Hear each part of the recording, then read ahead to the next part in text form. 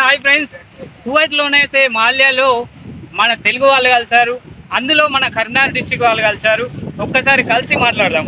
మన తెలుగు వారితో మనం మాట్లాడితే ఆ కిక్కే వేరుంటుంది. కాబట్టి ఒక్కసారి పలకరిద్దాం. చూడండి.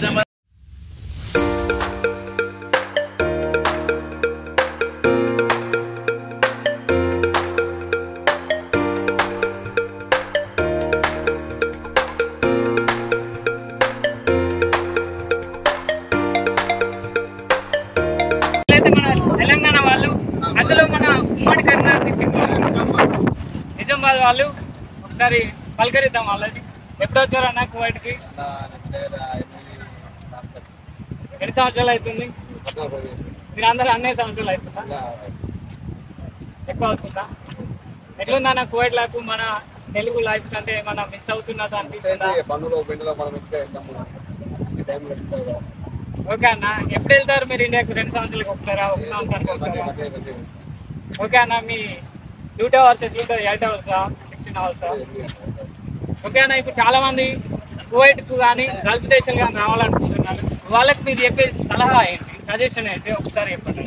ఏం లేదు, ఎందుకంటే రావాలనుకుంటే మామూలుగా మంచి కంపెనీ చూసుకొని అన్ని ఎక్కడ ఆలోచించుకోవాలి. బాగుంటుంది. వచ్చిన తర్వాత బాధపడుతుంది. ఎందుకంటే అందరికి డ్యూటీలు ఉంటాయి కాబట్టి ఎవరికి అయినా చేసుకుంటుంది. డ్యూటీ టైంలో రావాలంటే రాలేదు. అక్కడనే ఏజెంట్ ద్వారా ఏదైనా మంచి కంపెనీ కాదండి, ఇక్కడ ఎవరైతే కోవిడ్ ఉన్నదో వాళ్ళకి ఫోన్ చేసి కనుక్కున్న తర్వాత అప్పుడు దాని ప్రాసెస్ ఏంటో దాన్ని అడగాలి. ఎందుకంటే వచ్చిన తర్వాత ఈ కంపెనీకి వచ్చిన ఆ కంపెనీకి ఇబ్బంది పడితే. ఓకే అన్న, ఇప్పుడు కొత్తగా చాలా మంది వస్తున్నారు. కొత్తగా వచ్చిన వాళ్ళకి జీతాలు ఎలా ఉంటుంది, పని గంటలు ఎలా ఉంటుంది? ఒక్కసారి జీతాలు అంటే మంచి కంపెనీ కంపెనీ బట్టి జీతాలు ఇస్తారు. ఓకే, ఎందుకంటే ఏ కంపెనీ వేరే, మా కంపెనీ వేరే, ప్రతి ఒక్క కంపెనీ అలా జీతాలు బట్టి కంపెనీ బట్టి జీతాలు ఇస్తారు. ఓకే అన్న, ఇప్పుడు చాలా మంది ఇండియాలో 8 గంటలు అని చెప్పి కువైట్లో 12 గంటలు, 16 గంటలు అలా చేస్తున్నారు. దానికైనా పరిష్కారం మీరు ఏమన్నా సజెషన్ చెప్పండి. కామన్ అన్న, మనం ఇంత అంతే అంటారా? మనం పోయి కంపెనీలో మన జిఎం కాదు పోయి మాట్లాడాలి. ఓకే అన్న, ఏదో మనకు నచ్చినట్టు కాదు ఇంకంటే